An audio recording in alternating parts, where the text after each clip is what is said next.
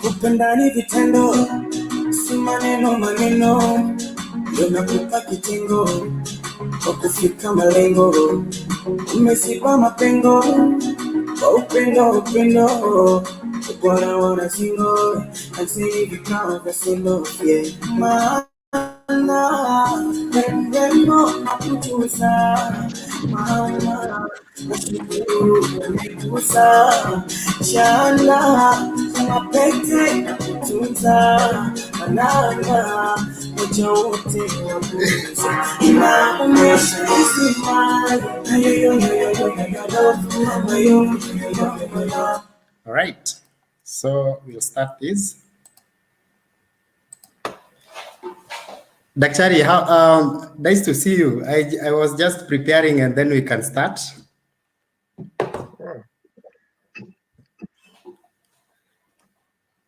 Good. You're good on your side? I'm good. I'm good.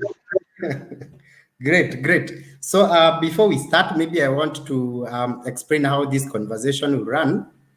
One, we'll have a panel, or a couple of panel who will be joining, and then they will be actually asking you questions. And also we'll have maybe Kenyans join, ask you questions. And but first, before we do that, you'll actually maybe start by introducing yourself, and then you go to sharing about your own self, about your own life, and then we'll go to the conversation of tonight. But tonight we are having a conversation about research, science and research, and how we can fix our status of healthcare, especially when it comes to universal healthcare coverage in our country. And especially now that you were involved in coming up with Obama universal healthcare coverage in the US, will be really interesting to get some insights and nuggets from you, right? Are you there, Daktari? Daktari? All right, I'm sorry. Is your network okay? All right, let me try to fix this.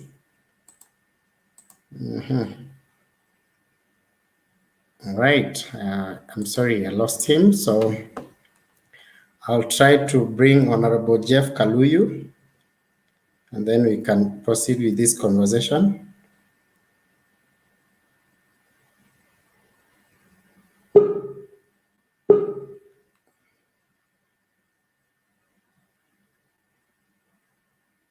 All right, so maybe I'll be trying to bring Honorable Kaluyu.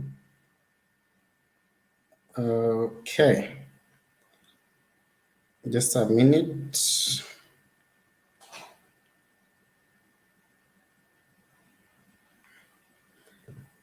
All right, so before maybe Honorable Kaluyu joins back, I want maybe to bring those who are joining the studio, and you guys can introduce yourself, and then we can start maybe this conversation. So let me bring my friend Jerome. How are you? Jerome. Hi, Jerome. Hello. Hold on. Hi. I cannot see you. I cannot see you. My connection isn't so good. Oh, okay. Good. Nice to see you. How is you're not in Australia? You are in Switzerland. In Switzerland. Yeah, yes. How is Switzerland? Things are getting better at the moment. They've been opening up quite a bit. Okay. Yes, so we had a deadline last Monday where a lot of things began to open. And then the next one is the next Monday. And then things should start getting back to normal again. Oh, wonderful. I'm glad you are joining this conversation, Jerome. Thank you. I'm not sure how long I will be able to stay, but I thought I would join you for as long as I could. Sure. All right, so we are trying to get Honorable Kaluyu to join. We had just started, and then we lost him, so I'm trying to get him back.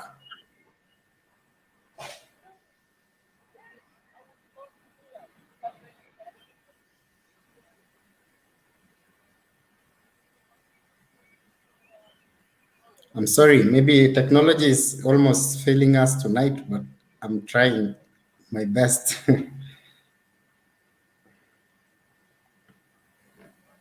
Right. So maybe before we continue, before Dr. joins, we can get some round of introductions. Maybe Conrad, can you introduce yourself?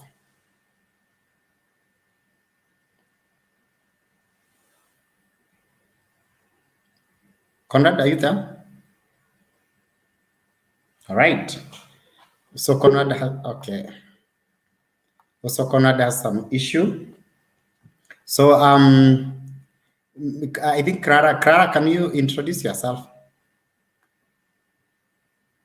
Unmute your mic. Hello. Hi. Hello. Hi. Hi. Hello. Can you hear me? Yes, I can hear you. Okay, so my name is Clara Alias. I'm joining from Ruiru and I'm proud to be here. Thank you. Wonderful. Yeah, maybe we'll also get Alphonse. Can you maybe do just an introduction, because I'm trying to get Honorable Kaluyu. He's back. Wonderful. I have no idea what happened. Yeah, finally. I'm really sorry. I have no idea what really happened, but it's okay. It's okay. It's absolutely okay. Young people have already joined Honorable Kaluyu. They are ready to ask you questions just when you left, and young people are joining. So, but I want to introduce the topic of conversation, and then I'll guide how this conversation will run. So Jerome is joining from Switzerland, but Jerome is my friend from Australia. So, and also maybe he can share what they are doing well in their country in terms of universal healthcare coverage, which we can also try to do in our country.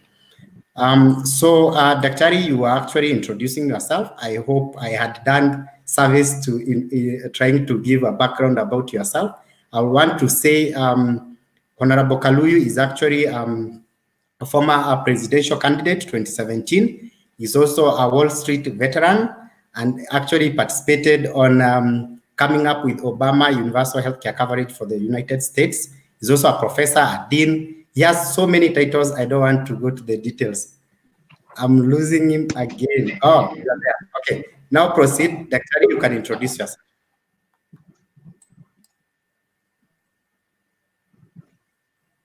Hello, Daktari.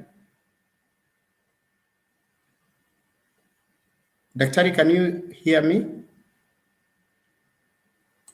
All right. I'm sorry, guys. It seems we are losing him again. I'm really sorry. Let me try doing something else. Right. Let me try to get him again.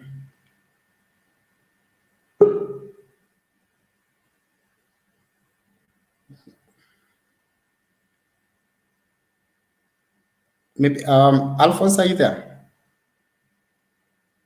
Yes, I'm here. I'm sorry, it seems tonight technology is trying to fail us. So I'm trying to bring Daktari again. Yeah, maybe... I don't think it's failing us. It's just we are now adapting to it. Okay. Because it is normal for us to have waves, to have challenges sometimes in even if it was power, to have power surges or absence of power for a while. My name is Alphonce Were. I'm based in Nairobi, Kenya. Labor policy consultant, also a labor activist. And I'm interested in the topic because I'm interested in a platform where a country or a state can develop a system that takes care of all its members. So all members of society are catered for to get basic health care, at least to the very minimum. We don't need to have a situation where we are raising too much funds to get basic health care outside the country, yet we have capacity, or we can have the capacity to run the show within the country and even do better within the region. Yes, Jerome, since you might live, like you said, can you try maybe to share the status of universal healthcare in your country? Maybe I would want to get some insights from what's happening in Australia and as well as Switzerland. Okay, thank you, Patrick. Good to see you again, Alphonse. Thank you. Yes, so the situation in Switzerland with healthcare is that each Swiss citizen must pay they pay a certain amount depending on their income, and this then depends on the form of healthcare that they'll receive. But every single person will receive a basic form of healthcare. The same is in Australia, but of course, the more you pay, the better healthcare you do receive. So both countries have private health systems as well, which offer generally a better service. The situation as it stands in both Switzerland and Australia in regards to the coronavirus is that things are improving. In Australia, the cases have dropped quite significantly, and in Switzerland as well. This is due to many factors, but a very strong healthcare system is certainly one of them. All right, good. Thank you, Jerome, for that. Now I want to go to Honorable Kaluyu. I'm really sorry. It seems you have some unstable network. I'm really sorry. Now pick it from there, Dr. It's okay. Yeah, what was it? What was the nature of the question? So that I can, where were you? Yes. I can introduce myself if you want. Yes, I want maybe you introduce yourself, and then maybe and then we'll pick it from there.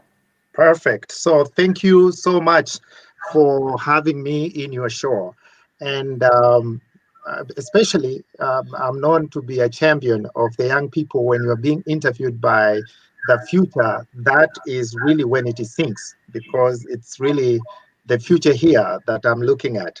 My name is Dr. Jeff Kaluyu. I am Kenyan by birth, former presidential candidate. My background is Wall Street for many years, university dean, a professor, and an author. I have done what you're doing. I was a TV and radio show host.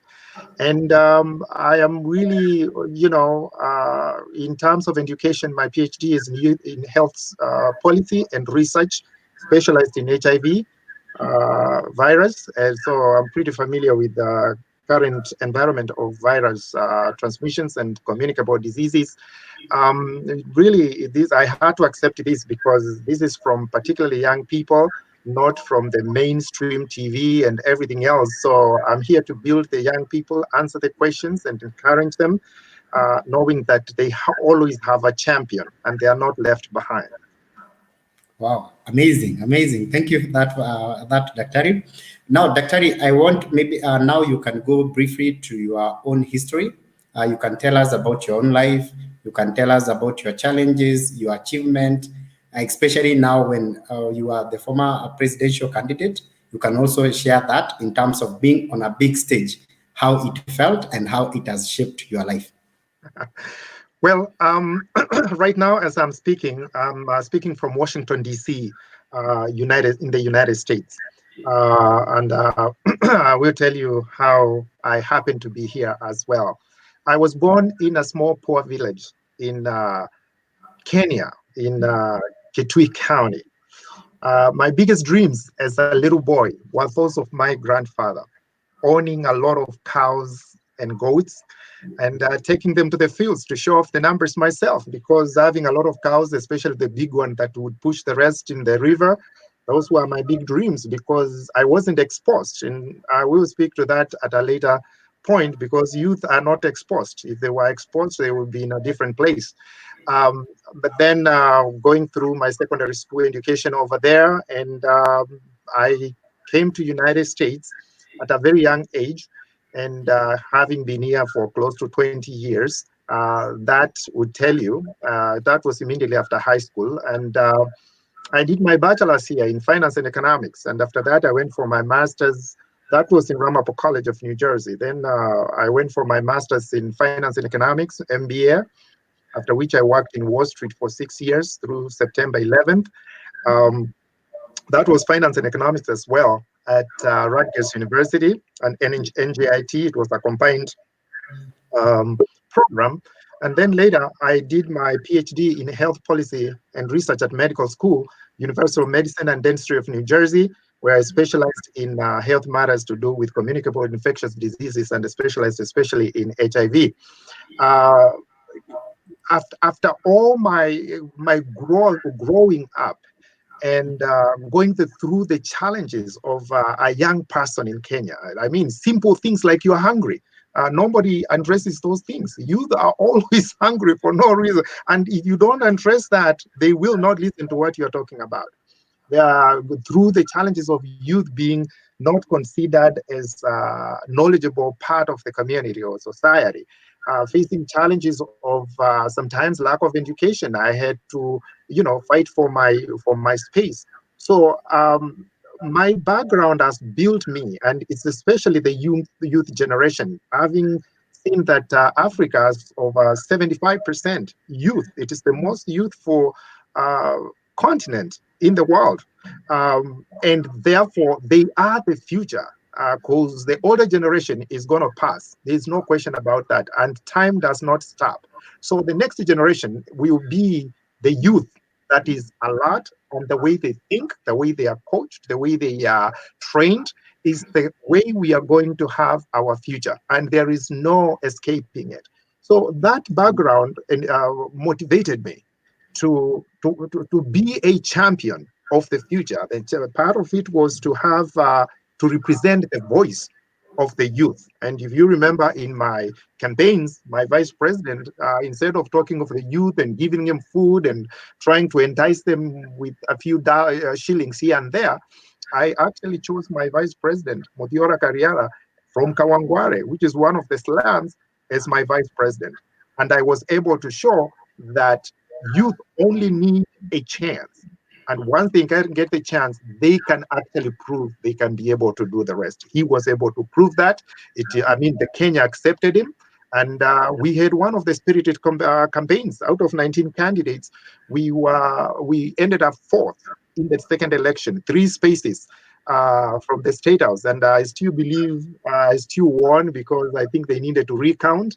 And if they recounted after 2 months, I would have probably become the next president. But that is no something to discourage me. So I'm looking forward. I have learned a lot. I made my own share of mistakes at that point, and I'm able to understand the system. I know which buttons to push, which buttons I don't need to push, and how to work with the rest of the leaders. Because leadership is not about the time or challenging everything that comes around.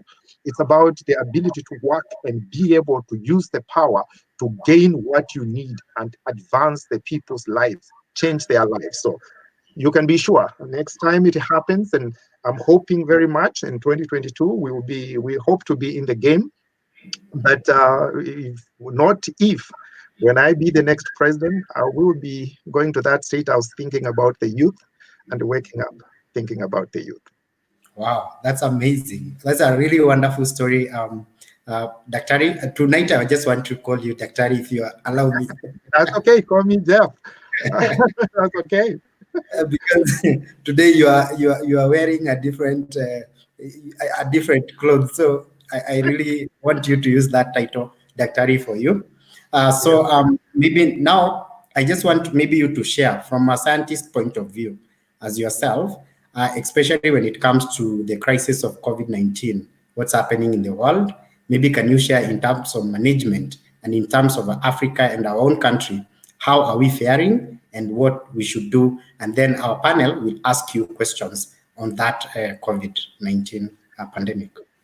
Yes, COVID-19, there are so many theories, but despite the theories and the injection of politics and social opinions, we want to stick to the science because definitely we now have COVID-19 here. So the COVID has already surpassed a lot of metrics that we don't even know. It is hard to say even the numbers. I want to be clear because unless you are tested, how do you know whether you have COVID-19? So the numbers we are getting are the counted people, not necessarily the people who have COVID-19. So those who have COVID and have not been tested, they are not counted. But specifically, I would say one of the biggest infections would be like in the United States, where they have surpassed 1 million people, and they are still getting a lot of infections per night, maybe between 1,000 to 2,000. Now it's over 71,000 deaths. That should not necessarily it's not the biggest alarm in the whole world, because we are talking of 300 million people in a continent that is really huge. Is a percentage, it's just probably in the same rate as many other people. In terms of Kenya, we are having a situation where I believe we needed to enter the game a little earlier, but it is not time for blame game. In Kenya, now we have surpassed the 500 mark, and we can see what the effect called countercurrent unit multiplier. When many people get the COVID, they infect other people. Now Lee is on a runaway situation. We also have Old Town Mombasa that is also having a lot of infections among themselves, especially when in a congested area. So we need to be able to be worrying about the slums like Kibera. Kibera is the largest slum in the world. Pretty much in Africa, Kibera, which is in Nairobi.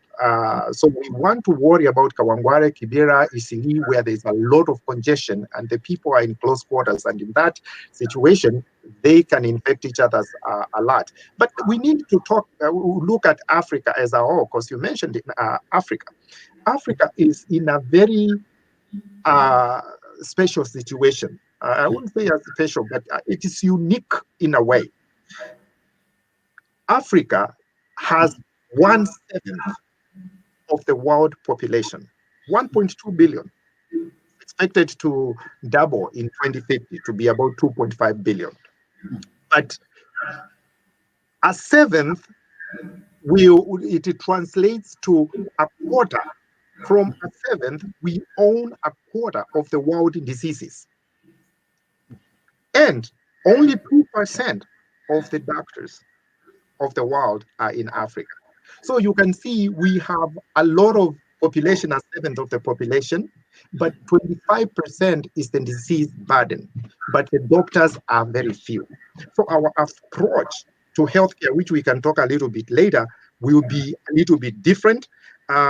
We need to be able to also note that we have only 1% of expenditure in our diseases across Africa.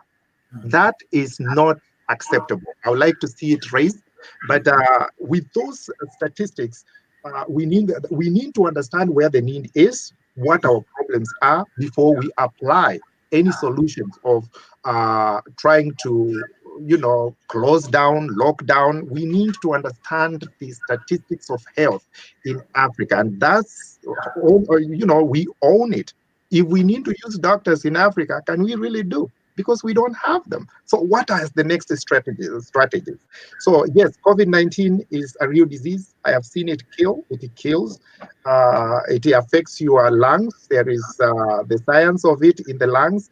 But with the measures, because it moves from one person to the other. So if we break the circuit, it's not able to jump. But people cannot be locked completely, because they need to feed, they need to go to the shops, they need to go to the hospital. So we need to minimize the cross infection. So that's where we are, and we have the measures in place. We continue using the measures. The only issue I have a little bit in Africa is we cannot apply blanket solutions that are imported from other countries to Africa.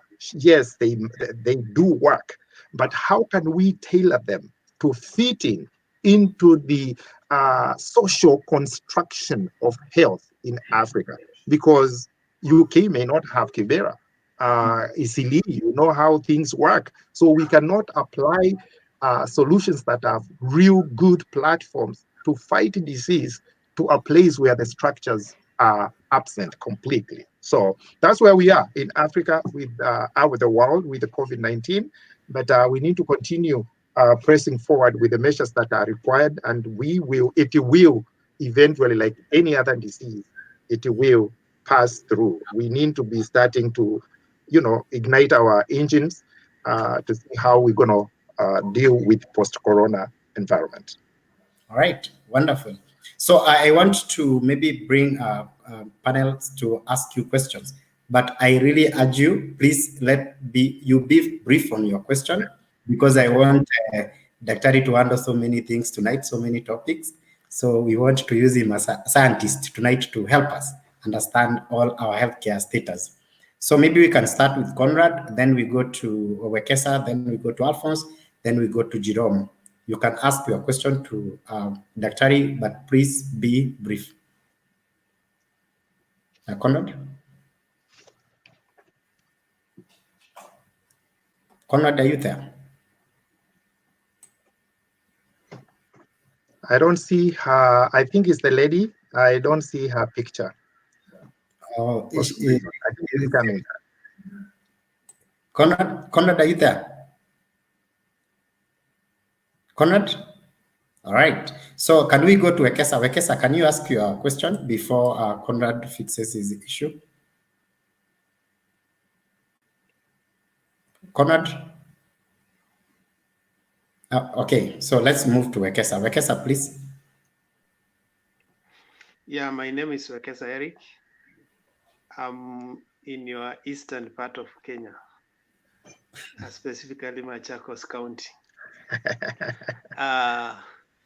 Yes, I'm also your admirer. I like your confidence when you join politics. Thanks.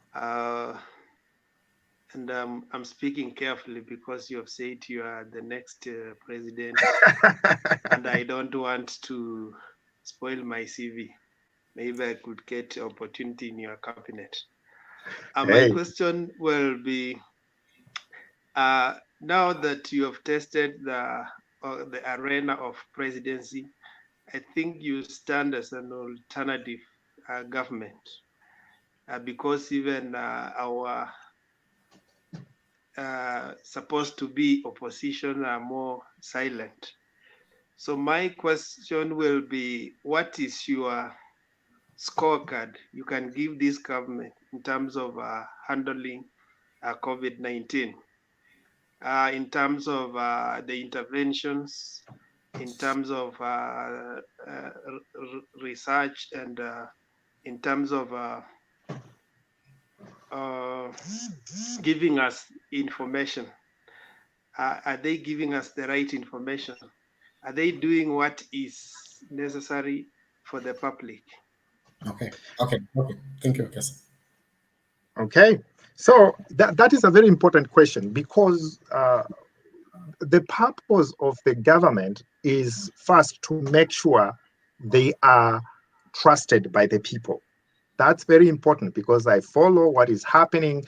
And one of the areas, and you're talking of the scorecard, we can talk about that.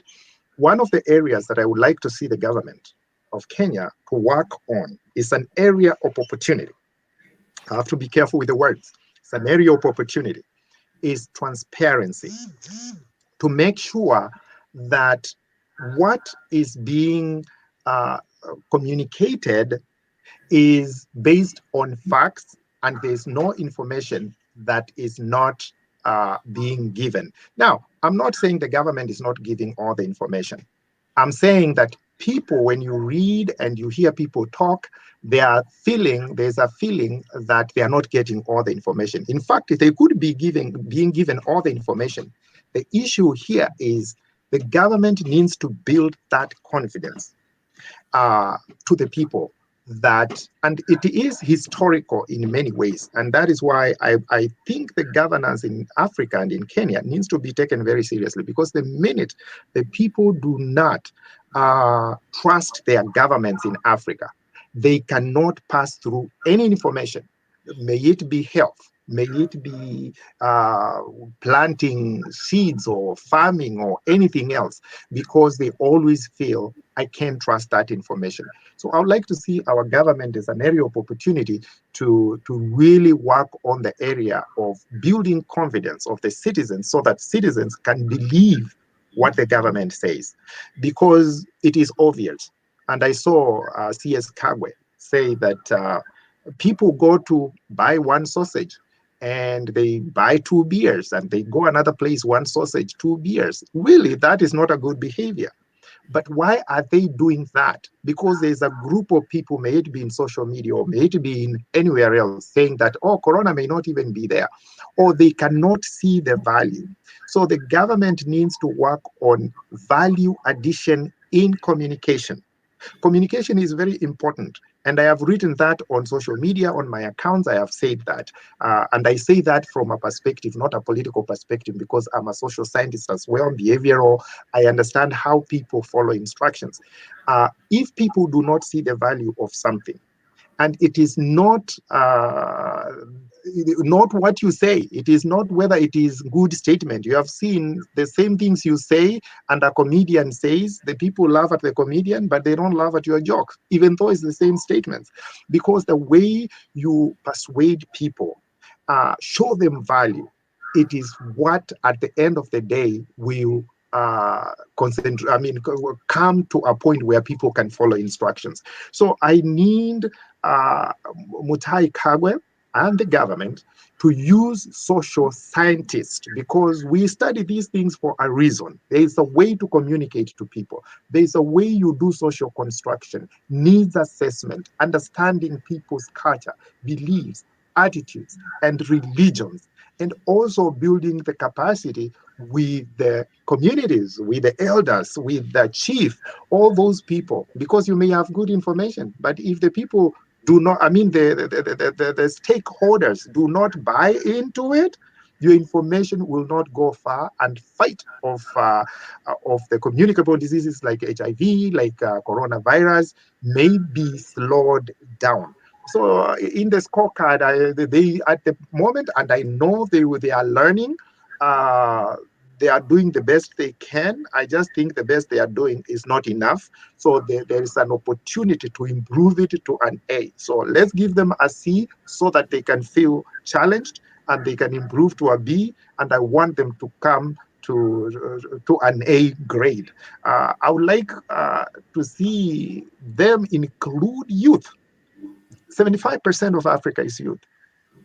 And there is no way you can move forward with Africa without having youth as a bloodstream to the future. So we need to kind of create strategies that include generational transition of power or transition of leadership, so that people just don't lead for the sake of leading. At some point, you have to stop it, give it to the next generation, and they chart their own future. That includes health, because if we do not add health to the youth, then they will be sick youth in the future.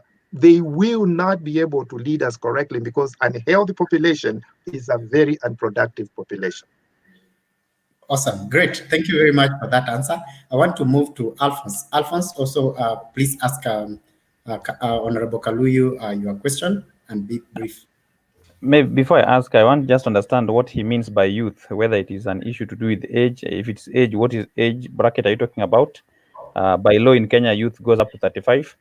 And the majority of the people who begin with backgrounds like the one you describe yours to be, by 35, they are in their lifestyle, they are more than a youth. But in the opportunities, they are less than a youth. So most of the opportunities come when they are in their 50s and 40s. So let me first understand what you mean by youth in what you are sharing with us. And then as you talk about that, also tell me, when you are saying that the future of tomorrow, they're the future leaders, they're the leaders of tomorrow. What is it that they are going to lead, and when will tomorrow start? So that as I bring my perspective, I at least understand where your brackets. Well, so by constitution is 34 and under. So that is the youth. You'll be surprised. It is much pressed down than 34 and under. We cannot fit everybody into the same bracket, because we can talk on social,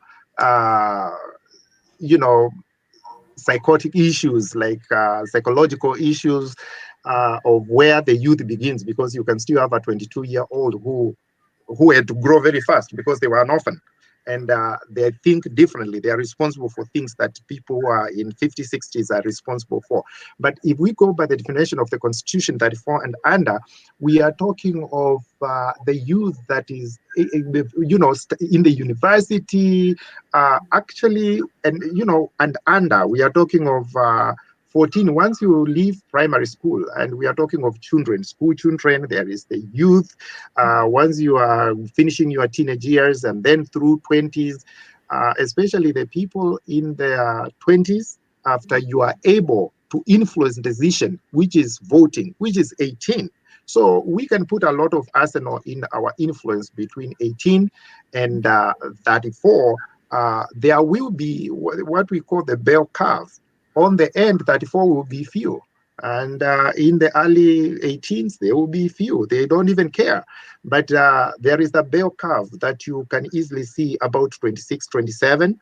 That is where they start even making decisions of getting married and all that, and also starting to see the future, the responsibility of their future and their, the families, or even if they are not, married. So that is the youth we are talking about. That it's a range. It's not an age. It's a range. And I would take it from 18 to 34 with a bell curve between 24 and 27, 28 there. So there is a majority there, because even the social media, you'll be surprised. Most of the people talking them in social media, throwing spears, they are 22 years old. I mean, if you look at it. So there's another question you wanted to understand. Yeah. The youth range and what? They are the leaders of the future. When is this future supposed to start? I know, and I feel for you. I know, Alphonse, and I feel for you because, as Lumumba used to say in his speeches, that the youth has been promised to be the leaders of tomorrow. But really, the current generation of the leaders, they make sure that tomorrow never comes. Now, let me tell you something, that in Africa, leadership has never, there is a missing link, the generational transition of leadership. Acceptance, when you talk of people like Mandela, they just walked away after it was their time. Yeah, Mwalimu Nyerere, they had to walk away. There are many other leaders who did this before, but we are not prepared to say this generation, it's ready to chart their own path to the future. And it is that generation that we need to kind of just yield, because prime ministers of some of the countries, you find there is a 39 or 32-year-old lady who is a prime minister. You're talking of UK is 55 years old. We are talking of Obama was like 40, 44, 47 when he started, the Jeff Kennedy. So we need to be able to trust each generation with their own ability. And I don't want to quote religious things, but I believe God brings every generation with his own set of its leaders. And we cannot say the youth don't know what to do, the youth cannot lead. All they need is opportunity. And I believe they will also take care of the current older generation. And the kind of problems that youth has will be solved by the youth themselves, and their future will be determined by them. So I think the future is now. Youth needs to take courage. In fact, that is one of the things that made me run for president, because it was like, president needs to be run by so and so. I even met a lot of challenges when I started running for president. Are you running for president and so is in your area? Are you going to face up to the big guns about the presidents and the future? So I said, no, my future can only be spoken by me. My points can only be spoken by me. And I went to the race with courage. And I hope I impressed you. You know what I mean? I was able to debate and argue and prosecute the case of the Kenyan people, which I hope to continue doing. But the future, Alphonse, it is now. And the future and the power is never given. You must take it. We have been taught in many ways that, when you stay nice and look nice and behave very well, someone will look at it at one point and give it to you. Now, you have to argue your point, as Western say, the wheel that makes a lot of noise will be given the grease. Yes, sir. Now, you have given me a bit longer version of the response. However, the reason for asking the question is because we have been made to understand specific rhetorics in the political sphere, and in observation, it has been spanning over time in each and every generation. Now, what I have not seen is the connection with that youth. I knew you as a Kenyan. I want to use my example as a Kenyan person. I knew you when you were vying. And when that electioneering period disappeared, I stopped knowing you. So the question that I want answered, therefore, is not just about the knowledge, because we can't disagree on the fact that we have sufficient people in and out of the country who have the knowledge, who have the capacity. But do they have the connection with the people? Do they know the, you might know your need when you are growing up. I am in the same poverty situation. Am I having the same needs as you? So if you are to address my needs, how will you address them? And what are you doing? Because it's not just about an issue of saying I got the courage and I vied, because we have seen this in the past. And it's not about Honorable Jeff Kaluyu. It's about our political system, political structures, and political aspiring leaders. Because you have good points, but then we don't connect with you. You are a stranger. Not necessarily because. Okay, I can answer that. I can answer that. So now, just a minute. I'm not finished. I'm just raising this so that, because my question is totally different. Now, for us to get a good solution, we need connection, and connection means we need to have an emotional connectivity where somebody speaks a language that reaches our hearts. Now, in relation to universal health care, the first thing that makes that healthcare universal is the fact that all of us need it at that point. Now, if you give us a solution of universal healthcare, we will not hear it if we are not connected.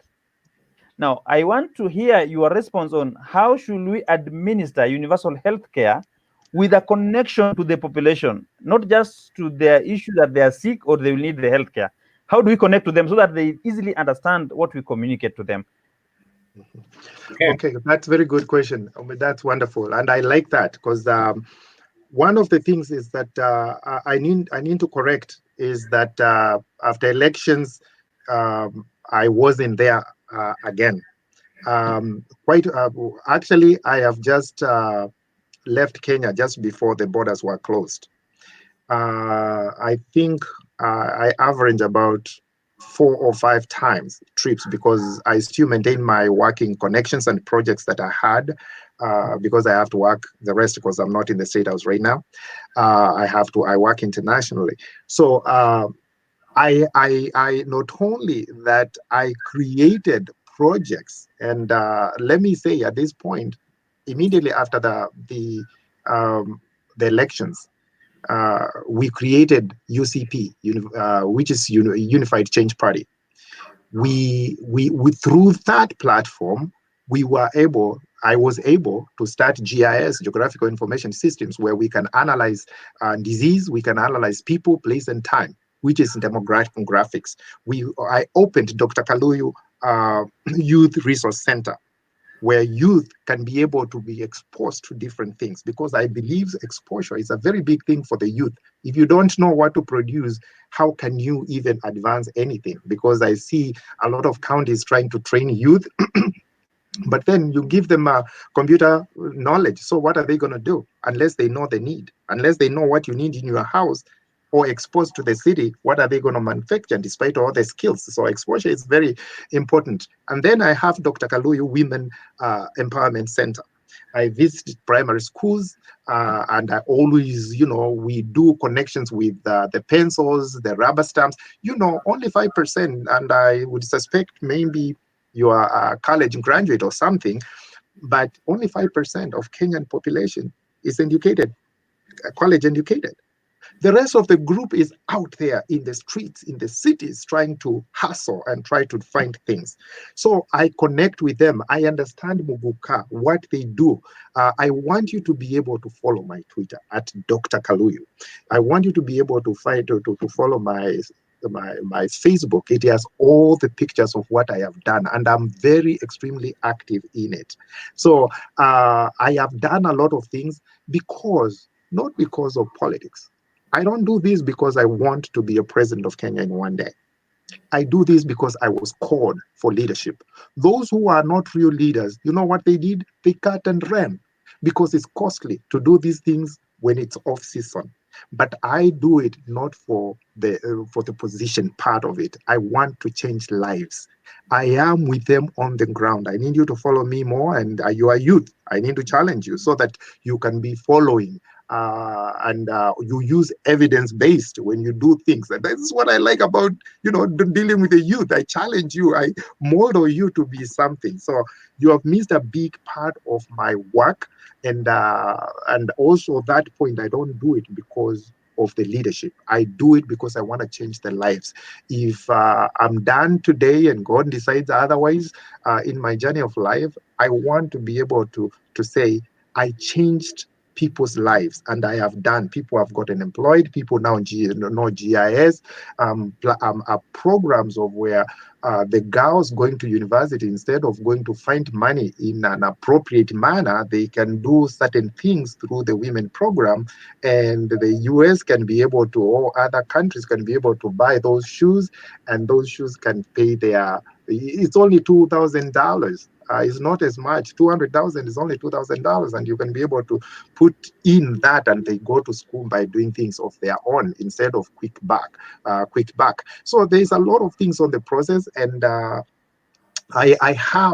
will be, after the corona, we will be coming to put out a series of projects that are doable, that we can be able to do with the youth. And if they ask me to do it again, that's why I do not usually directly declare. But if the people of Kenya find them worth that I can be able to lead them, be an alternative, and be a leader that is different than the rest of the leaders by my work and what I do, then I'll oblige at that particular point. So I want you to get into my social accounts, see my work, and I think you will be more than happy of what I have done so far. Thank you, Daktari. I really want to move, and I want to guide. We are discussing about universal healthcare and how to achieve it. So this particular question, Conrad, I want you to focus on COVID-19. Please, Conrad, move. Conrad, are you there? Okay, I'm here. Hello, Daktari. Yes, I can't see your picture, but I can see a small picture there. That's okay. Yes, yeah. We have network issues. I'm joining in from Busia, and we have a network issue. I have to go to a spot where we have network, where there's no light. That's okay. So, That's okay. So my question will be regarding to COVID-19 and the kind of information government, especially I'll be more specific with Kenya because that is what our focus is. So what is the role of researchers in information dispensation? Because we are seeing at the situation as it is, politicians are taking the bull by their horn by guiding the communication channel on matters that probably they do not know what they are talking about. So what is the role of research? What should be the role of our researchers in communication dissemination in this COVID time? Because we really need the input, not the political input. Well, that's great. And if I can step back for a small minute, because I know my friend Alphonse, you had mentioned about universal healthcare, so that I can also say something just very little. That there are, Alphonse, the way of putting together healthcare for Kenya and Africa, quite frankly, it is easy in the sense that we have to use more of technology.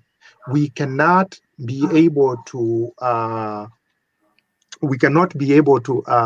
just use the old methods that are applicable to Western countries, because we don't have infrastructure there are some medicines that is needed and it needs in a very short time, and we don't have fridges. So how do we have the supply chain to make sure that that medicine reaches the right person when it is totally in good shape? So there are a number of things, and I hope there will be a question to do with the universal healthcare directly, how we can do some of these things. But yes, there is, I am very full of those ideas of how we can be able to create a universal healthcare for that is specific for Kenya, to avoid the challenges of doctors, to avoid the challenges of, remember, like 65% of people in Africa die of communicable diseases, which are preventable.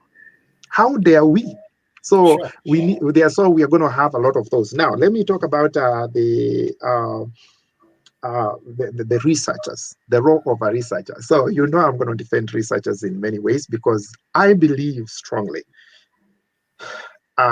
the politics have no place in healthcare, in the health science, and how we advance, protect our people, and how we create opportunities of good health as a science project. Because, and in a way, I blame scientists in Kenya. if you read my work, I'm always hard on my fellow scientists, because I know I can talk to them, and they take hard stuff. So I'm not afraid to be pushed back. They live on taking very tough arguments. Because if you leave a gap that is not satisfiable by information that is very critical to people and they want to know, guess who feels it? It is politicians. You have media people all over the country explaining COVID-19. And if a scientist like me who understands viruses very well, I get afraid, because that information is missing, and then someone goes on TV, starts talking about COVID-19, explaining what it is, doesn't understand the pathological methods and the cycles of these things, and they finish the program. And then another politician, a panel of 20 people talking about the COVID-19 and the spread and the health promotion. So I want to challenge the health scientists to be able to take their place in Kenya.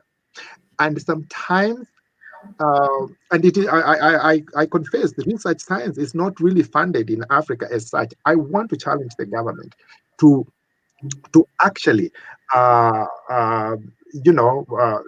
recognize it is only the research, particularly in social science. People will need to know where people are, where they are sick, what they are sick, place they are sick, and how the interventions that meet them. You'll be surprised, people in Busia, what will be an intervention for Busia may not be the same intervention for the same thing in somewhere in Kitui or Mwatate. So we have to be able to give them opportunity to do the strata of the population and understand, and use university students to collect data. There is no data even to study. People just guess. And Alphonse challenged me, and he told me, he wants things that are practical on the ground, Alphonse, and I know that. That is very important. So to answer your question, I and Dr. Fred Mutua, the governor of Machakos, we have spoken about these things. And we are looking into possible project of how we motivate research scientists. And they start small projects where they can be able to, or can be commissions for studies. Like right now, there's no study of where the virus can, how people are connected, or the networks of people and their behaviors and religions. And if you go to Mombasa Old Town, there's a reason why it is alert. In Isili, there's a reason why it is alert. That information should have been immediately explained by a scientist. And I want to ask the media people, when it comes to research science, please bring people, recognize science, bring specialists. They may not be popular to the media, but bring the research scientists to do their work, explain it correctly. It is science. Research science must be funded. It is the one that should be leading at this particular point. But again, if you do not come together, go explain it to the president, he will listen. But if you don't, he has so many things passing his way. And Kagwe too, or Kagwe, meeting with Kagwe, explain what you can be able to do, write a proposal, and he will look at it. There is money for COVID, he will fund the research. And not only that the government hasn't been pushing it, but also the research scientists, they need to take their place. They need to ask for funding so that we can be able to understand our population in a healthcare perspective and lead Africa. Kenya is one of the highest educated population, both inside and outside.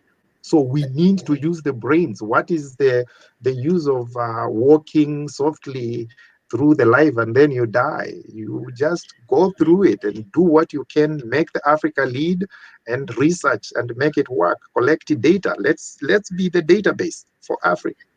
Thank you very much, Dr. So I want to bring another young person, Minto. I hope she can. Can you unmute your mic and ask Dr. your question? And please be brief. Are you there? Are you there? All right. So I think she might have some issues within her network. So Dr. I want us to move forward with this conversation now. Maybe now we just go away from COVID issues. Yeah? But anyway, we can actually, I just want maybe to get your perspective. And this is now UHC. You came up, you are part of the team that came up with Obama healthcare coverage for America.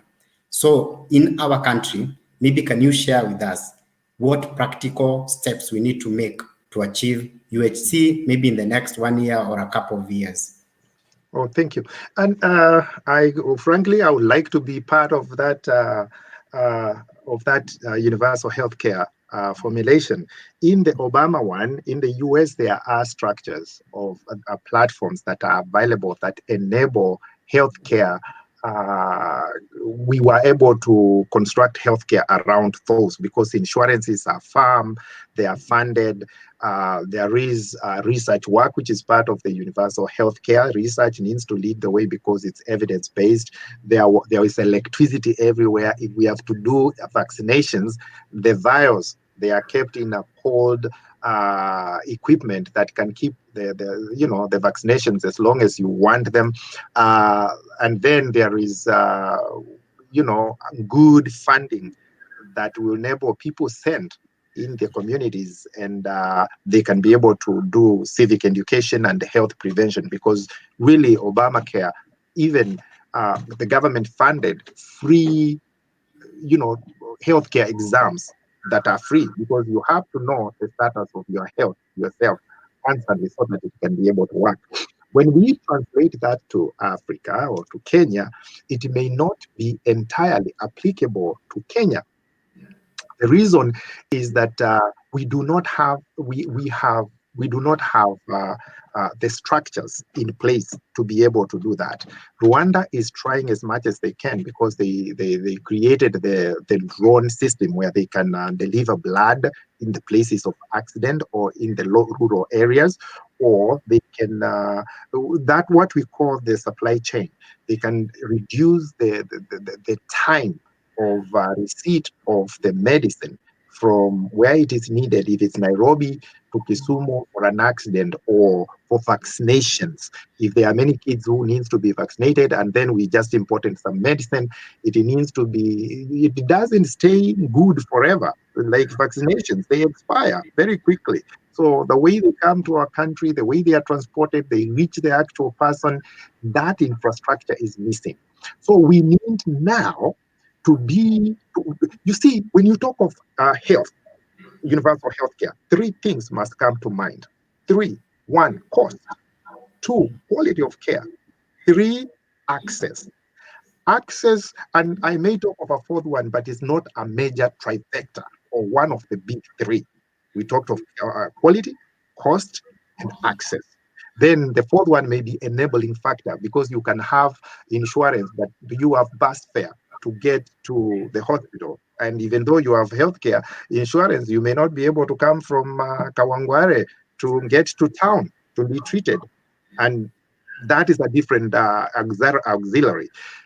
But we need to, we lack the doctors. So we need to satisfy that by hiring able people, not necessarily qualified people. That is part of the healthcare in Africa, because you can use the teachers who access almost all the kids. And all the kids, they are parents. Once you access the school system, then you can train the teachers for basic administration of, let's say, first aid. Teachers needs to be able to do that, because you go to level 4 and level 5 hospitals, you find they are busy, they are crowded treating wounds, and they are level 4 and level 5. So they are really not busy doing what they are supposed to do. They are busy trying to treat diseases they shouldn't be. So there needs to be what we call frontline people who can treat small diseases, and they need to be certified immediately. First aid, if somebody has a choke, how do they get, kind of treated for that? Others who can be able to, who are able, and they can reach those inner sides. Now, young people, I want to challenge you, because we need apps so that people can text, because we can. And when we get to this, we can talk about my healthcare plan in the future. And I don't want people plagiarizing this and making it theirs. I need them to create their own. We need to use text messages, have doctors in every county and every ward, so that we can take a picture, or if that person has kamlikamwizi, can call someone who has a smartphone. We have about over 50% penetration rate of cell phones. You take even the picture of that wound and send it to the central doctor, looks at it, and they can diagnose it and tell the person either the medicine, or they can tell the person, refer the person where they need that person to go. So that will kill the number of doctors that we need. They can also text information. That is telemedicine. You can text information and then tell the doctor, this is what I'm feeling. And you just have strategic group of doctors who are answering those questions, and you get treated where you are. Some of the things you feel, you don't need to go to the doctor. You don't need to go to the hospital. So one of the things is access, and we can use technology. We can use, formulation of structure that will help people access the doctors. The quality of care. We need to be able to create a standard of care that we can check and say that every person who meets, or every clinic that meets this, we may have to resuscitate. They cancelled the people from MTC.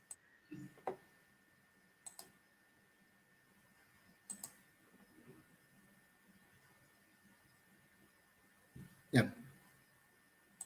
Continue. I'm sorry, it seems we are losing Daktari. Are you there, Daktari? Daktari? I'm sorry. Let me try to get Daktari back.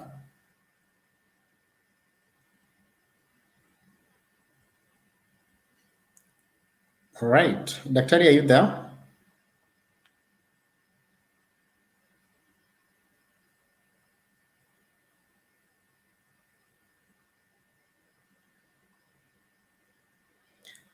All right. It's technology, so let's see.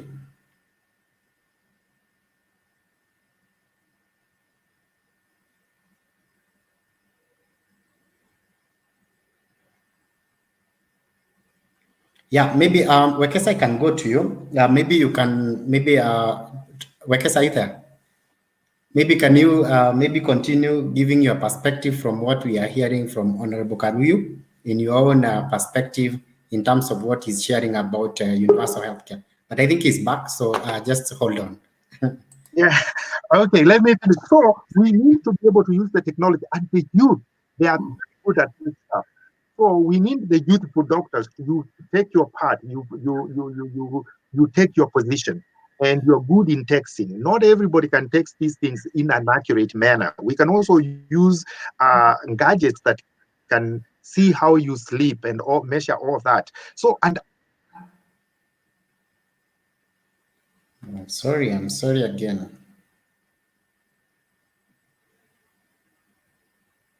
All right. This is why we need telemedicine, real technology, is it? So maybe Wekesa, you can continue before again we solve Daktari's network issue. Wekesa? Maybe briefly, when he comes back, you will just pause and then we continue with him.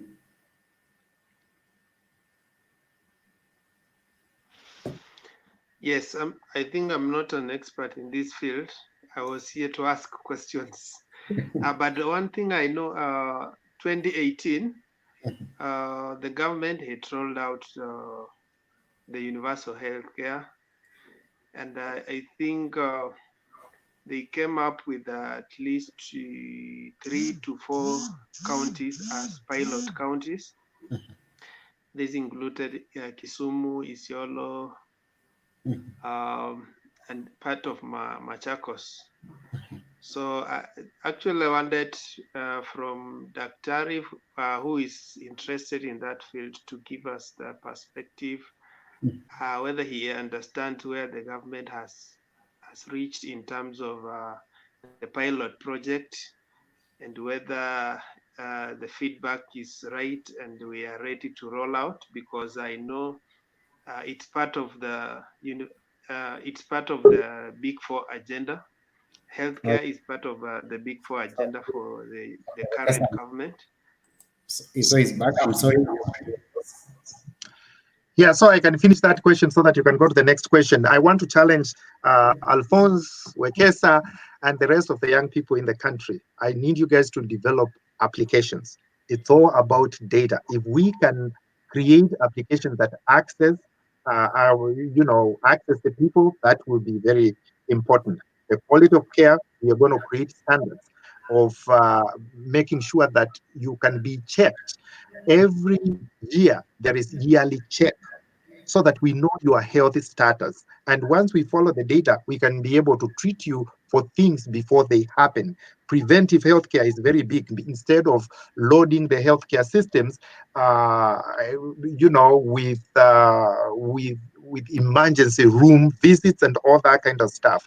And if I was there, I would restructure NHIF, because NHIF is dependent on the amount of money you put there. It's like a lottery. So some people get sick, some people don't get sick. It's an insurance fund. So if all of people get sick in the same place at the same time, it wouldn't afford it. So I would like to see companies, organizations, create healthcare, pay healthcare for you. Because today, if you lose your job, I hear people say, I lost my job, I got sick, I went home. That should not happen in our world today. Private sector, they have good hospitals. You have Diani Beach, one of the best hospitals in Africa. We have Egypt, Cairo, there's something. Cameroon, there's something. We have something else in South Africa and, Nairobi Hospital. But those are private. They are very expensive. We need to have an average person afford it so that the companies, they create a fund. How you contribute, the company contributes, and therefore the government also can contribute. 3 people contributing, you contribute, your company contributes, the government contributes. The healthcare cost really goes down. And I'm looking forward where we can sit down with serious people on healthcare who understand the needs assessment of the people, and we can write a series, whether they will join me or not. Before 2022, we will have a comprehensive healthcare suggestional proposal for the government. And I challenge anybody else to join me on this, and we can do that. Awesome, great. Maybe I want you will ask a very brief question, Wekesa, if you can, so that we can move. And also, maybe I can start with Conrad. Conrad, are you okay now? Conrad? Conrad? All right, Conrad, ask your question in that topic of UHC. Brief. Okay. So my question in regards to UHC, especially the implementation, because UHC was rolled out in Kenya some years back, but its implementation has been marked with a lot of delays. So what are the key investment the government needs to make so that to ensure that we realize UHC as soon as possible, instead of this idea of it being marked, we don't know where the status of it. Yeah. So funding, it needs to be given. There needs to be a universal healthcare committee made, and it cannot be like some of those programs. They are not recognized very well, and then they are put along with other programs. No, it needs to be by itself, a committee to be led by experts to come together to put together universal healthcare. It will be funded. It needs to be funded. I believe there is lack of ideas. I totally believe that, because every county, I'm aware of that. So every county, we have people get the card, and also people don't forget. People are told to contribute to that card. If you pay 100 shillings so that you can get a card, or 1,000 card, you can go to any hospital, and then you are treated because you paid 1,000, and then that is universal healthcare. And a lot of cards are not even functional right now, and I can give examples, but let's not get into that point. But in other words, the county actually funds all of it. I'm saying without the correct funding from the national government, the universal healthcare is not realizable, given the kind of funding. The entire Africa, we fund healthcare less than 1%. So if we do not put money for treatment, doctors in treatment, there is laboratory, and we can recoup that money. It's not just a money from that we don't have a budget. No. I will not even ask President Kenyatta of a penny. Well, I would, but given the current budget. But you go to one of the hospitals, you find there is a clinic for HIV, where they kind of test you for HIV. Then there is another laboratory in the hospital for other things. Why do you have HIV laboratory? And they are across the counties in major level 5 hospitals.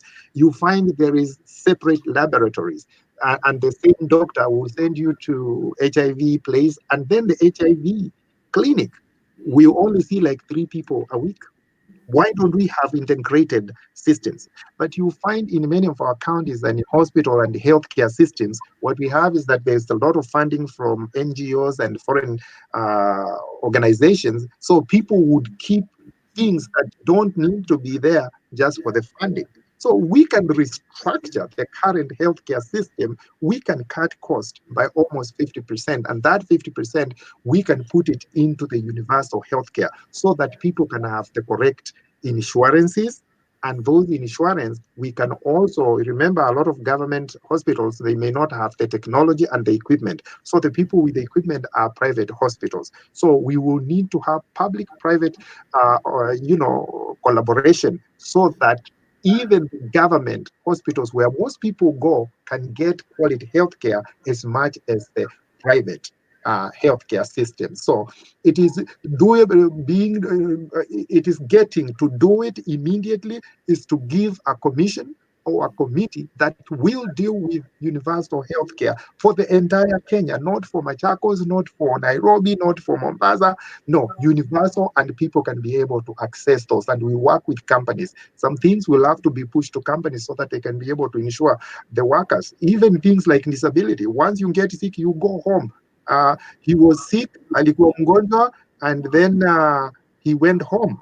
And that's the end of it. No, you need to have insurance for disability so that you can be insured till you get well. Then you go back to work, or you can go to another company. If you get hurt at work, you need to be insured for that short-term disability as you get well and your life is not disrupted. Most people are bankrupt because of the bill. And you can see in Kenya, we have resorted into operating hospitals as prison services, where people, if you don't pay your bill in hospital, then we hold you in hospital, like in a cell. Before you know, you are sick again. You don't even know whether you are paying for the bill of being sick in the hospital or you are paying for the original sickness. So we cannot resort to those kind of issues. And by the way, I will be putting through a bill, constructing a bill to make sure that is looked into, and the parliament needs to look at it. We cannot hold people in hospitals because they are sick. That can be resorted in courts. But why would you even go to court? There needs to be a system of insurance. And also, we can have an insured people's fund. There are people who can't afford insurance. They are at home. They are not insurable. We can have another insurance fund that is also, it's small amounts from other people, because most of people are not like that. So we can have an insured people fund. There is so many little goodies we can put this universal healthcare together. But I don't think many people have ideas. And a commission is needed to get it started like today, if we have to have universal. Otherwise, it will be segmented for the counties, and the needs of Kisumu is not the same needs of Nairobi. And my concentration was urban health, disease for cities, because the disease for cities.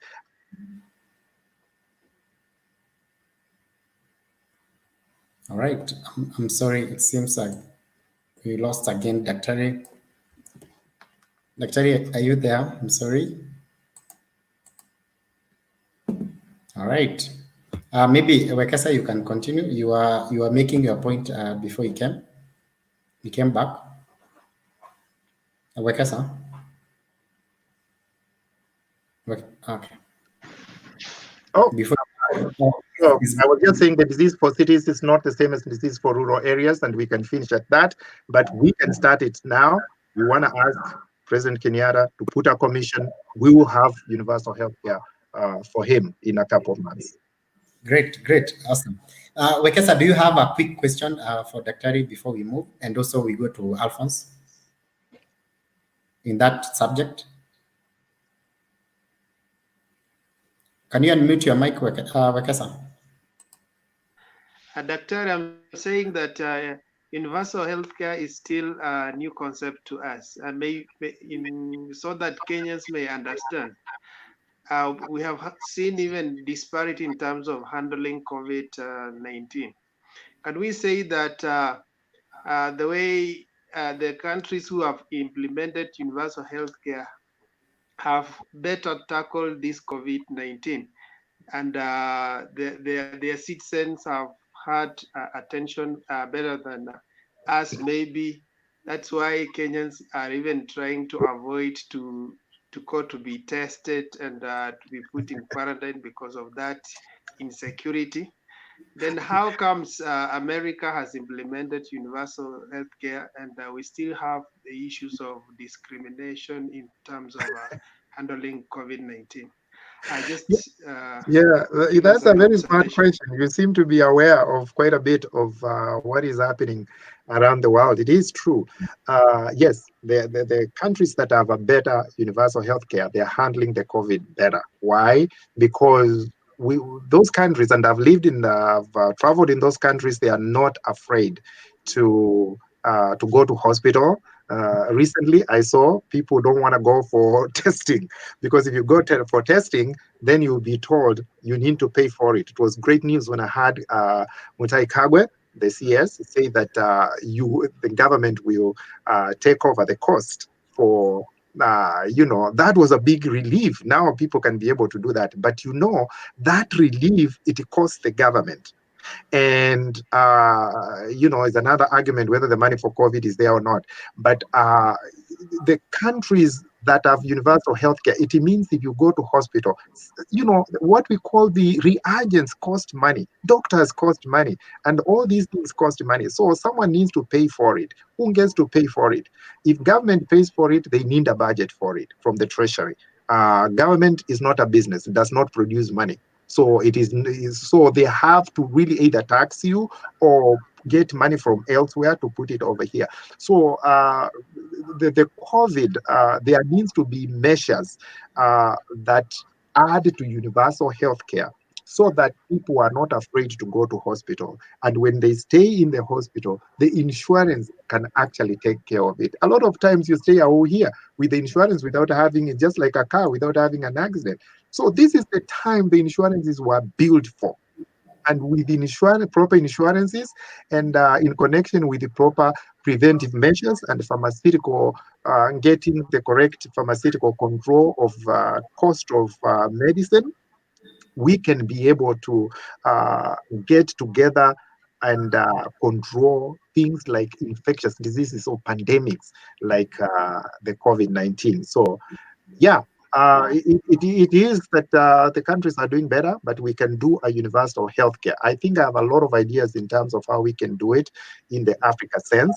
And I'm looking forward to see either draft, if I'm not part of it, or if in future I'm part of it. And just remember, people do not have to wait to be appointed by the government. You can come up with a proposal. In any other countries, people have many proposals. NGOs. What are NGOs for? I mean, only for demonstrations? So we need to challenge NGOs to get into research. And I'm going to press government people like Mutua who are listening to this. There are things that go beyond politics. And these are for the people. So that is the kind of generation of new generation of leaders, where things that benefit our people, we can put our political ambitions aside. And then when it comes to the races, then we will debate. And I'm sure I will win. Great. Thank you very much. I want to move to Alphonse, and then I'll go to Jerome, maybe in that question of UHC. Yeah, thank you. Just before UHC, I will want Doc, when he's responding to my question, to just give us the source of the information when he talked about 2% of the world doctors from Africa, the rest are not in Africa, which is a very small percentage or small proportion. But I'm also interested to know whether that 2% includes the ones who have not yet been employed, or only the employed doctors. No, just hold on it so that when I finish, you are able to respond.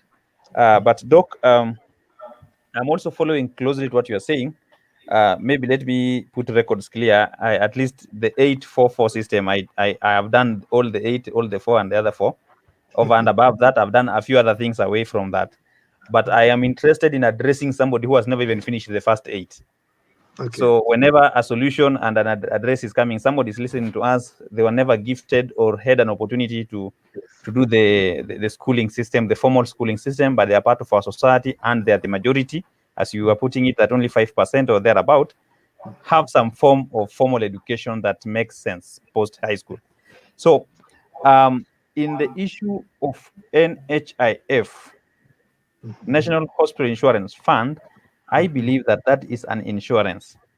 And I also believe that health care is both a right and a fundamental basic need that is not supposed to be sold whatsoever.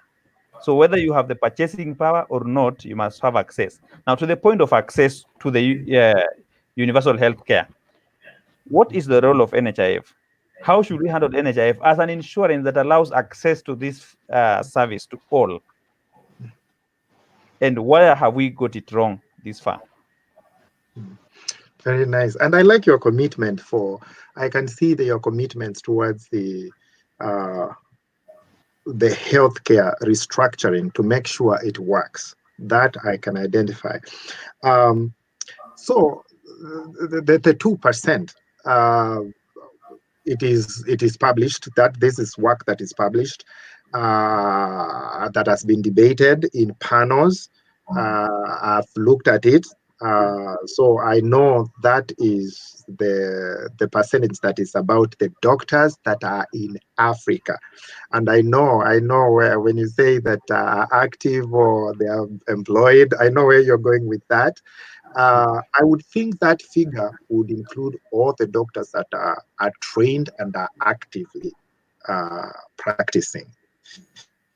And when I talk of all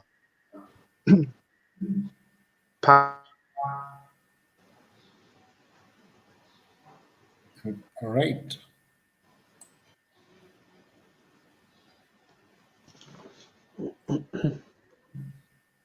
Daktari, okay.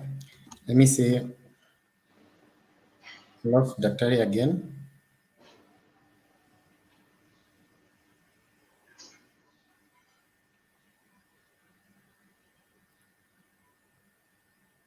All right. Okay. Just a minute.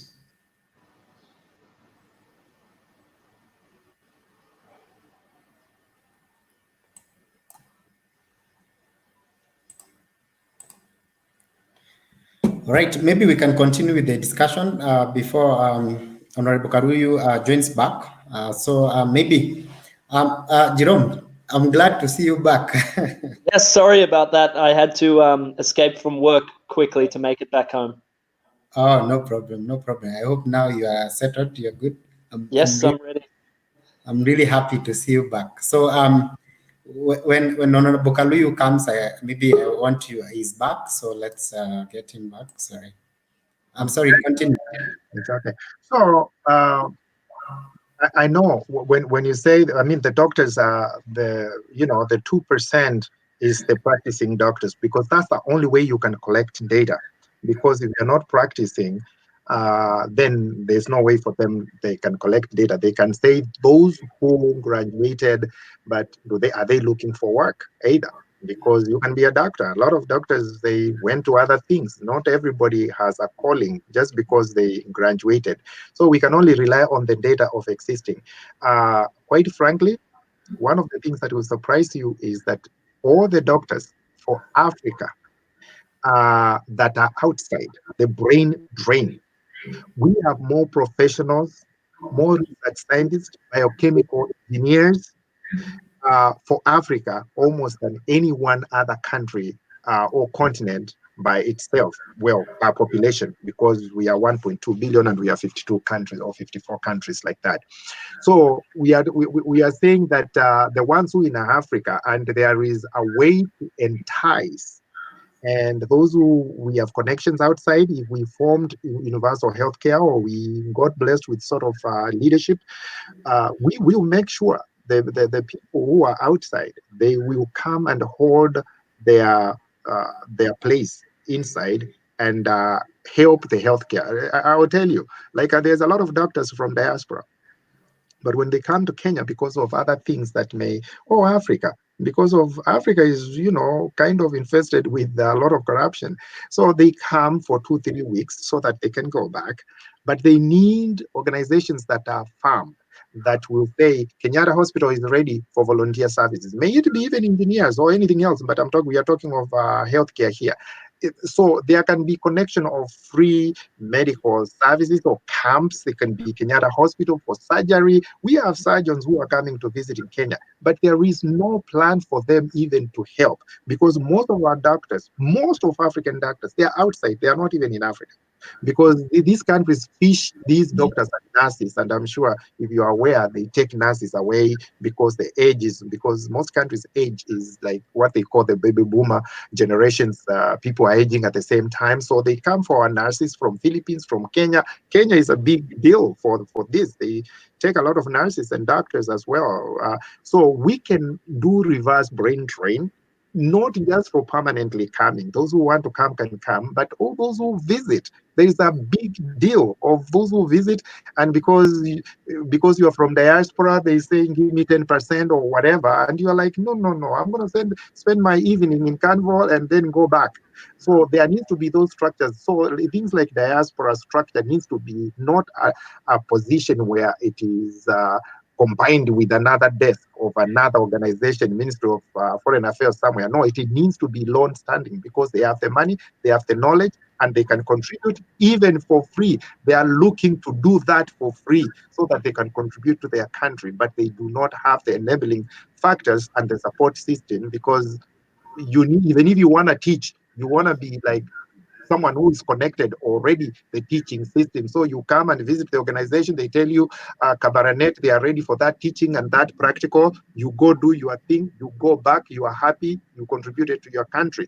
Those things are not actually happening. NHIF, as you said, is an insurance. But like I told you, insurance, they act like lottery. It depends on the number of people who put the money in there. So they work very hard to recruit people because they know people do not get sick all the time. And so if we have less funding, we are not preventive for healthcare. Guess Right. I'm sorry again, we might have lost him. So maybe as we continue, just a minute. Okay. So if there is less, we work with the technology. The future belongs.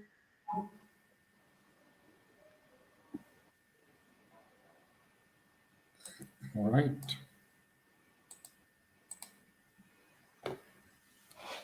I'm sorry about that. Sorry. Yeah, it's okay. Continue, Dr. Okay. Are we there? Yeah, again, Yeah, we are there. because there are many young people, I want to tell you the future belongs to those who adapt to anything that happens. So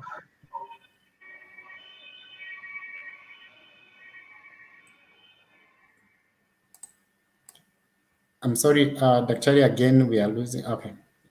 okay. So to finish that, the NHIF, we do not, it's public. It is also supported as a government organization. So what we went wrong with that is that we are not, it is a factor, it's a combination of many things. If we do not do preventive, if government sets up that insurance, it also must go. Okay. I'm sorry again.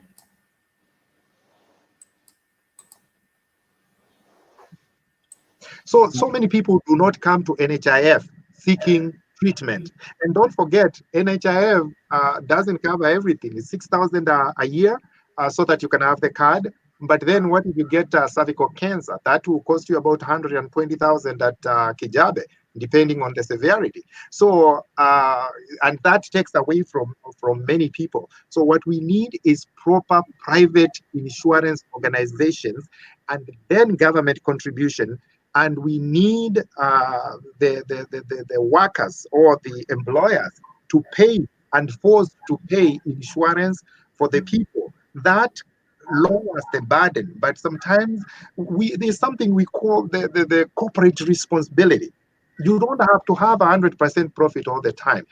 Because the people need to be told, employers, that because these people buy from you, they work for you, you have a responsibility of a certain percentage. And you see also that can be set by the government so that they are given opportunities. If you have healthcare for your people and you have covered so many people, you get some incentives to do that. So it is the government structure. And if we sit down and we say, this is what we want to achieve, some things that help healthcare, Alphonse, have nothing to do with health. It is like, corporate responsibility. It has nothing to do with health, but it will how much we pay for NHIF, because also the organizations need to encourage the people to come to them. All right. I'm sorry again.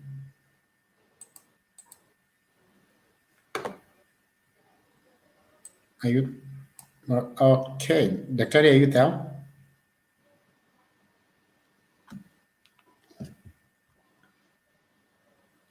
Okay. What's happening? Yeah, so give them gadgets of walking, counting the number of steps. You can have gadgets that you put when you step, it will count, so that you can even have competitions to keep people healthy. So it is a collective dream of a good healthcare system that will happen. But who is there?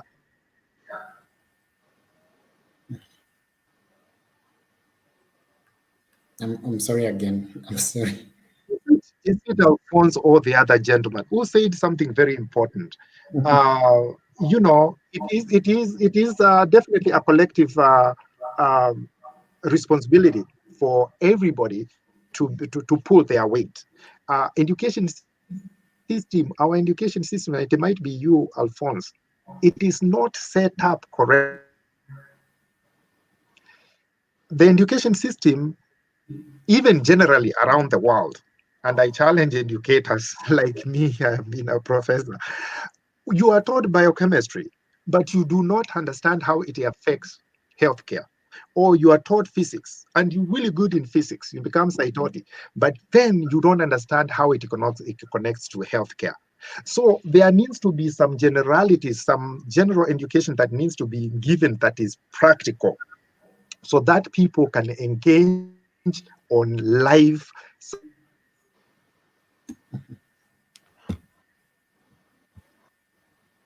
All right.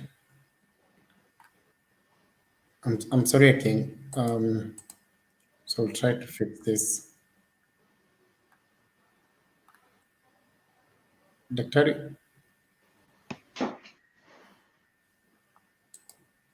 right.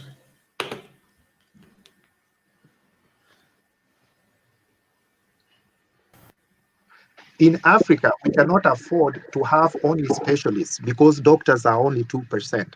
Nurses the number of patients per nurse or per doctor. That's how we know whether the doctors are enough or not. But we cannot do that in Africa. We have to do other measures that are not specialized. Like in Switzerland, I'm sure Jerome, I mean, one of the good health.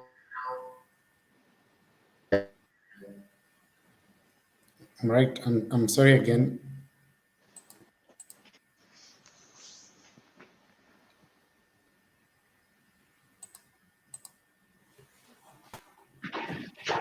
Yeah, so I was mentioning Jerome in Switzerland probably is one of the best healthcare systems that I studied when I was doing my PhD work.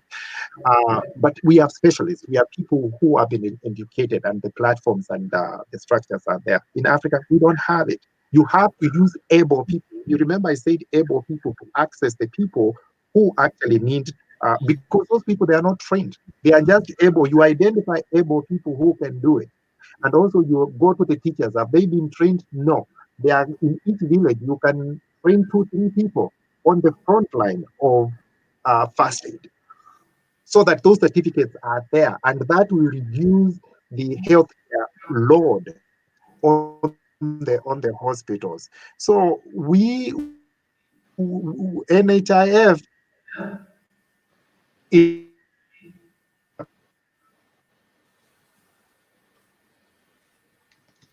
Right. I'm sorry, Daktari. Let me try to fix it again. Yeah, proceed, Daktari. Comprehensive. You hear the word comprehensive. The system that considers other things, and then you call stakeholders, pharmaceuticals, insurance companies, employers, the leaders, political and social, and also local leaders, to build that capacity. So that's how you build healthcare. NHIF, funded by government, can. Right. I'm sorry. I'm sorry. Let's try again. Daktari, are you okay now?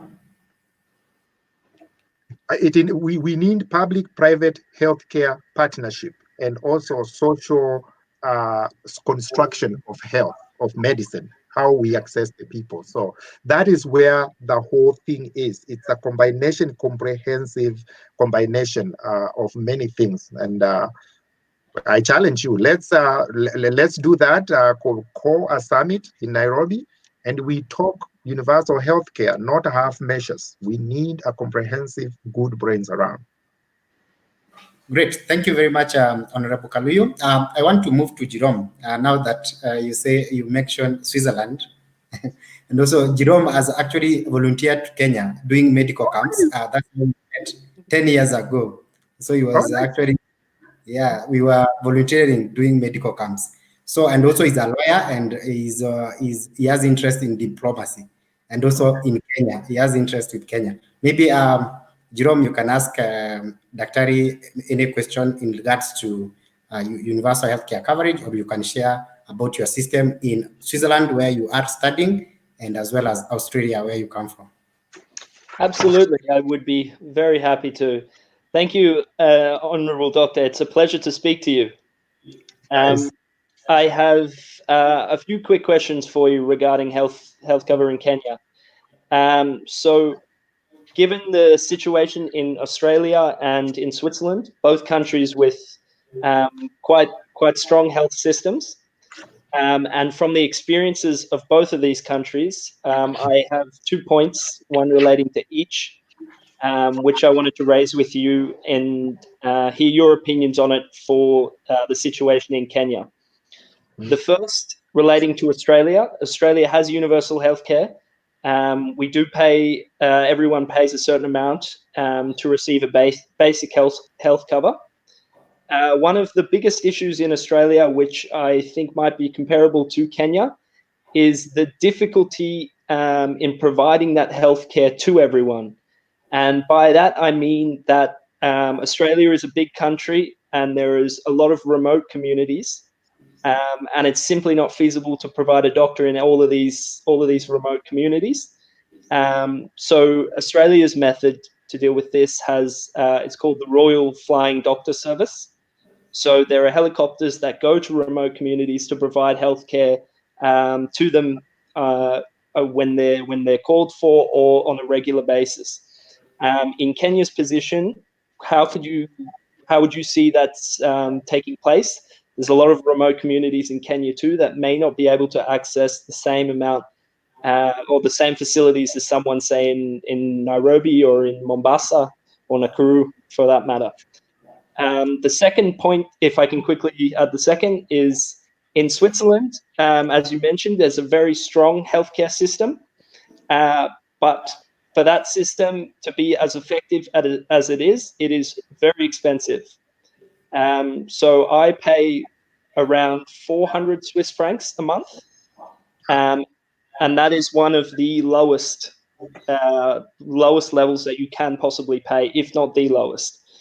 And speaking from just as an average Kenyan, to be able to allocate such a big amount, obviously not the same amount, but a large percentage of their income would go to health cover. Is that something that you can reasonably expect a Kenyan to prioritize this over other things at the moment? Yes. That's a good question, and thanks for acknowledging. You have some of the best healthcare systems, and generally, insurance. Switzerland is very expensive, just generally as a country. But the reason it's expensive is because the taxis go to do their work. I mean, if you land in Switzerland, from the airport, everything is together. It's really it's a fast world, no question about that. You have a government that, it's also a unique country because it's a neutral country. It has the money of, all countries bank there, the best banks, and they can do taxing and they can transport people. So it is possible in there. Now, if you bring that concept in Kenya, you are talking of, we are not able, because African government do not have the resources to afford some of these things. Let's just be straight with that. They will not have helicopters in the air trying to transport people. They once a while, if a strange situation, you see a helicopter that will pick someone who is about to be taken away by water or something, because there are some police helicopters that still do the work, but are they enough? They are not enough for a sustained support. What we need is to identify people. Do you know why they transport those people? It's because they need qualified nurses, qualified doctors, qualified personnel, and they also carry equipment with them to reduce what we call the time of supply chain. Because if you transport by blood by road to Kisumu is about, is it 12 hours from Nairobi? It's really long place away. So, and also it depends on the traffic. Between Nairobi to Nakuru, the traffic is crazy. You all know that. So it can be as good as straight to Kisumu. And the blood may go bad too. You just don't hang out with blood like that without good storage measures. So we are not likely to see where the helicopters are flying, but also you require, because of insurance and also what we call liability measures in Switzerland, somebody can be sued for mishandling first aid, can be sued for, not doing the correct diagnosis, and there are methods to do that, or whether they took enough, quick time to cause somebody's death or something like that. Those measures are different from Africa. What we need to do in Africa is to identify in each village, in each ward, in each area, to identify able people who are not necessarily to have total access, who are not necessarily doctors, but they are trained. They are given certificates for what we call frontline war. As we ask people to step up to be doctors, what we are having is when nurses get qualified, they may not be getting enough pay as they want, and then without enough pay, they go outside the country. Once we look into their insurance, risk insurance, but also add other people. You see, with demand that is so low, you also have a problem because they will strike. And what are you going to do? But when you train more personnel on the ground, majority of the sicknesses, they can be controlled. Like before, I kept on telling people 90% of the diseases, we didn't have COVID. If you washed your hands, you can eliminate 90% of all the diseases in the world. If you just washed your hands every day, kept clean, because you were shaking people's hands and all that. So we need to identify those people on site. And then we use technology where they can communicate with other parts. Is it the best system ever? No. But given the lack of platforms, given the situation we have, that is at the moment the best we can do. Instead of leaving it alone, there's nobody attending to mothers having kids at home. There is nobody, people, instead of going to local towns, they stay with a wound that can destroy their leg. Kids are not going to school. Some basic infections of young girls, all those kind of things. People stay sick for a long time, but we cannot wait for a doctor from Nairobi or this. We need to identify able people. We train them as frontline so that they can mitigate the situation quickly. Now, I want us to be challenged by Rwanda, who are using drone. We can use drone to the areas of accident. And that is, it can be set up. Just because Rwanda has it, we don't have to say someone else set it up. We can go ahead and set it up. We are all challenged as humans to challenge the current situation and make it better. Why can't we even make ours better? If we do, and drone is something that can transport blood to the accidents. It can transport, cut the supply chain immediately. And we go after making our healthcare, accessible as possible. Also, we need to develop things called volunteer. I have volunteered in the ambulances. And after work, you go volunteer. You spend an hour, or you go to hospital. A lot of hospitals here in the United States, in UK, in Switzerland, you have volunteers on Saturday in the morning just for an hour or two. We want to develop another social moral fabric where people can give to their country. And those we need to show why. But we have also developed a society through politics where unless you give, we have developed these systems in our country where unless I pay you, you won't do it. If you ask someone for direction, they look at you 5 minutes trying to see whether you are a customer or not, and then they will ask for some money. So we need to also increase to find ways of moral values where we can have volunteers by doctors after your clinic, after your work in Kenyatta Hospital. You can volunteer for your community. There's one of you guys who is trying to do, I think it is Jerome, clinic. I mean, you should be able to call doctors and they come and do it. Even with their own money, because it's one day to serve your country. But a lot of them, they will tell, I'll volunteer, and can you give me transport? I mean, come on. So we need to to make Kenya vibrant, and also connect networks, and make it a system that will work for the next 50 years. If the goal is to have enough doctors, what is the plan for having trained doctors in the next 50 years, or in the next 30 years? 2010.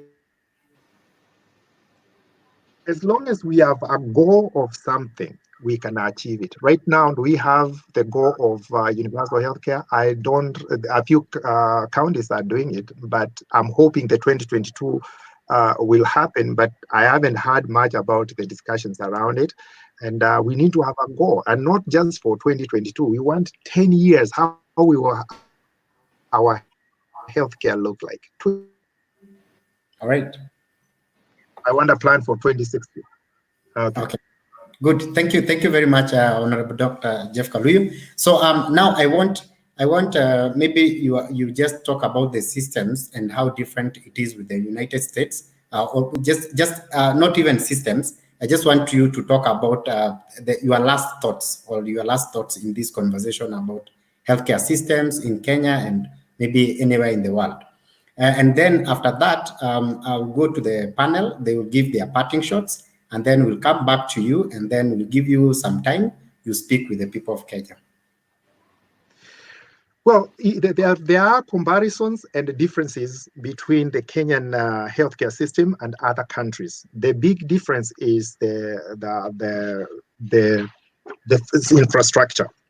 For it to work, we need to have infrastructure in place.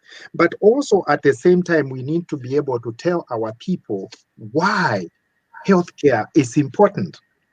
I mean, you have to understand, why are we concerned about healthcare? Why don't you just leave me alone? You see, that is even very basic question that is not even answered or addressed by many people. Because what happens is that a sick society, if you look at US, UK, and let's say Africa, in US, we have average life expectancy, when averagely a person just lives their life and they die. 79 years in the US. Average in the UK is about 77. In Africa, once you clock 60, you are ready to go. so the life expectancy, that means that from the time you become economically productive and the time you're expected to be not productive because of disease and other care, you are not produced the maximum you can for the society. And when you are sick, you call time off. When you are sick, you are not thinking properly because you are in pain. Your kid is sick, you are not working properly. There is so many negatives of a society that works sick. They don't produce the maximum they can.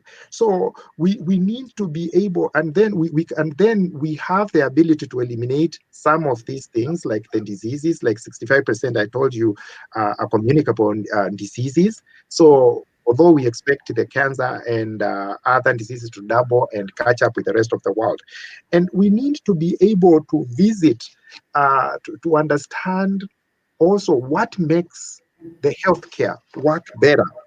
We visit hospitals like in Cairo, where they have done good healthcare systems. And I will not leave Kenya alone. I've spoken of Ndiani Beach. There is another hospital in Kenya. It's called Kapswa. It's an AIC hospital, Kapswani. It is somewhere, I think, in Rift Valley. One of the best hospitals that does very good, because there are measures of trying to say what is the best care that you can. Some of the big hospitals you see around, if you do all the variables, they are not just the best even in Kenya, but AIC Kapswani and Diani, they have measures that have come to be really good. So we want to be part of the international community, where we are. When someone comes to invest, now listen to this. When you people come to invest, they want to know whether they will be okay when they get sick. That's part of having good healthcare system. If I go to Switzerland, I know I will get sick, I'll be okay. So I'm going to invest in there. Or I need to know whether the firefighters will come. So if the healthcare system is not very good, somebody can invest, they can take a chance, but they also look at the healthcare system. But also, do they bring their family? The more they bring the people, the more they become tourists, the more they spend on us. So healthcare is a fundamental, really not only human right, but it is an investment, an economic driver in our nations. So I would like to challenge our government to form a commission on universal healthcare, or folks, even including Jerome, even young people, Alphonce and Wekesa and Conrad, so that you can be able to say what your challenges as stakeholders. I want less of bombers of Kenya for constitution, but also more of the healthcare. There are three things in Kenya and in the world that are very important: education, how we teach our people to become, because we can also teach healthcare behaviors. They are called healthcare promoting or healthcare seeking behaviors to our kids in primary schools and in secondary schools. It should be part of the life of the school. And then we want to make sure that we address the lowest of all the people. Right now, most of the people can access what we are doing. They have either cell phones, they have computers, but how many people are doing it? In fact, I'm thanking you young people. Before, you only had to go to TV. And now look what is happening. Alphonse, you had to seek so much to be on one of the TV channels. But guess what? Now you can say, you can express yourself, you can push agenda forward. So you guys, you keep doing what you're doing so that we can catch up with the rest of the people in the world.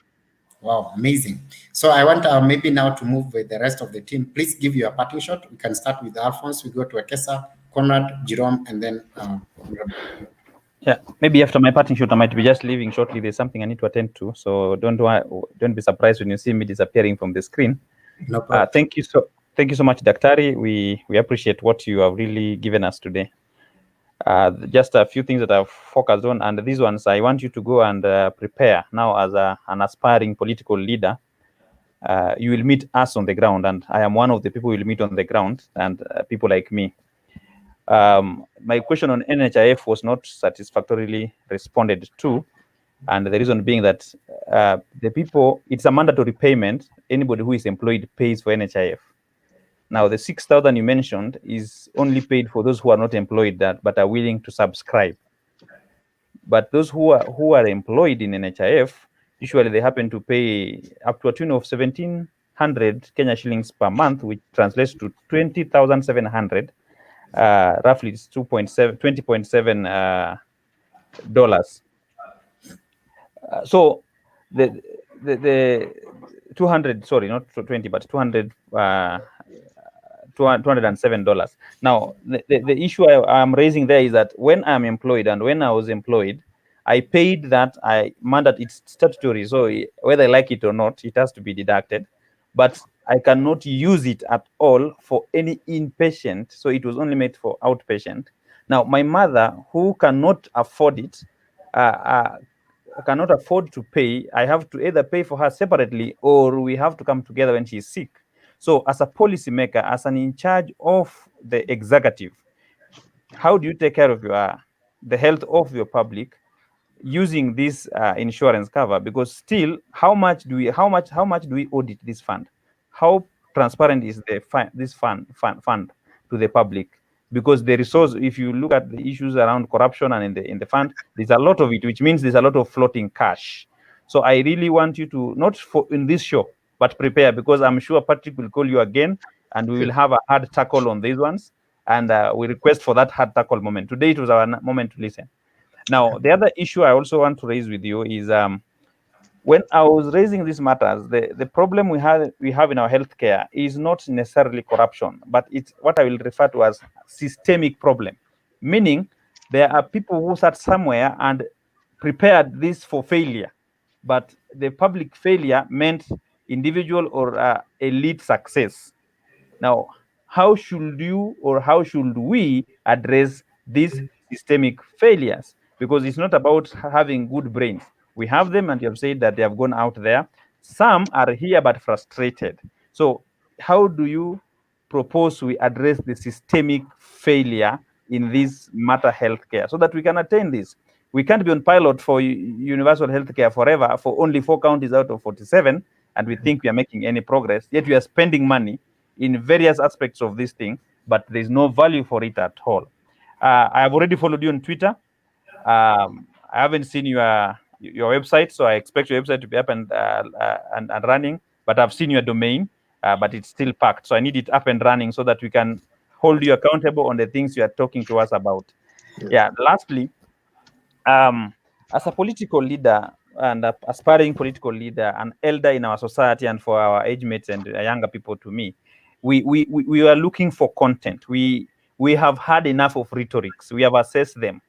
Yeah, we are looking for content. We are looking for sensitive direction that makes sense to each one of us at our level.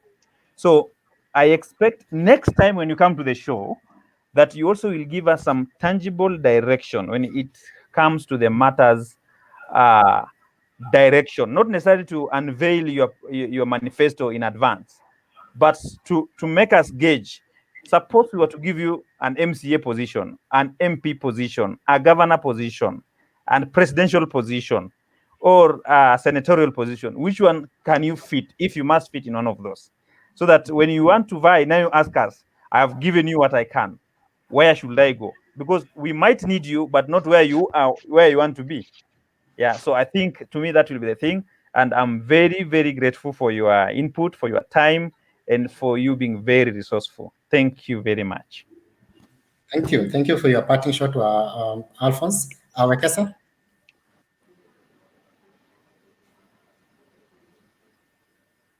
Wekesa, turn on your mic. Oh, sorry for that. Okay. Daktari, I've listened to you, and I will say that nature hates a vacuum. And anytime we create a vacuum, something comes to fill it. The challenge we are having with and it comes from our research and development department. If you are not giving us the information, then human beings will not sit without information. They will look for some. And that contributes to much of our myths, superstition, and theories, that conspiracy theories that are filling the internet. For a long period of time, the disease has been there, and Kenyans are struggling to get the information, the right information, not just Kenyans, but across the globe. And when they don't find the right information, they will feed on whatever information that is available on the media, internet, social media, everywhere. And so we are having a challenge, even when we hear we have received the testing kits, and we are not sure whether they are authentic or not. This should be the work of the people who are in that department to actually verify and give us the right information. If they don't give us information, we will feed on innuendos. You see, Kenyans have sat at home, and all of a sudden they were tired, and they think like nothing is going on. They want to go back to their normal life because of the scanty information that is coming, and the situation, and also the perspective. We are not sure the way forward. We are told to be at home. We don't know for how long, and we don't have what we call in medicine prognosis of this disease. Is it a grave situation? Is it going to last for months, years? So how do we prepare to live in this situation? You are our meteorologist in this weather.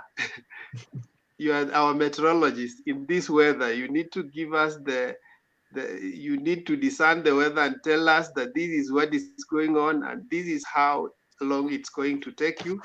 And so you need to tighten your belts. Otherwise, my just contribution in terms of your leadership and perspective is, I want to ask, what is the problem with Kenyan voters? Right. Because they don't, we seem not to focus on the professionals. Or what is the problem with the Kenyan middlemen? Because they are not appealing. They are not appealing to the Kenyan voters. Think about it. Okay. Thank you very much, Wekesa, for that parting shot. Jerome, maybe you can give your parting shot in this whole landscape we have discussed tonight. Certainly. I will try and keep it brief, as I'm sure the Honourable Doctor is a very busy man, as I'm sure the rest are as well. I would say that I agree with what the doctor has said, that to create such a system really begins with a change of mentality. A system like Switzerland or Australia doesn't get built overnight, and it's to expect that is completely unrealistic. But to build on this, you really need to change the mind of the people and to persuade them that having a healthcare system is something that's really important in society, and that will bring, once this mentality is changed, it will bring investors, and it will bring prosperity to the Kenyan people, along with keeping them healthy and fit. That I agree with this, but these are simply words. They need to be followed up with action. So we will see what the future holds. But thank you. Thank you very much, Jerome, for your parting shot and also for finding time. Now I want to give you Daktari time now to do your parting shot and also speak with young people, with everyone, Kenyans, everyone. Well, thank you. First, I want to thank you, Mr. Patrick, for giving me the opportunity to be in your show. Especially, it is special to me, especially coming from the young people who have found a way. And I want you to continue in the same direction of bringing their voice. I have participated in a few of these, and it is a new way from the main street where you have to go after the TV and you must be there. It brings the pure voice for the young people, and this is the way forward. By the way, social media usually the most connective, it's the radio, then social media, and the TV, or that going that way. So you are really up there in terms of accessing the people. So I want to also thank the panelists who showed a lot of character, intelligence, and a lot of knowledge in terms of healthcare, and also being inquisitive. Change begins by being inquisitive about a situation, how you want to change it. You cannot change it unless you have need to know to change the things. So that shows a lot of character. So, and some of the questions, and they were very,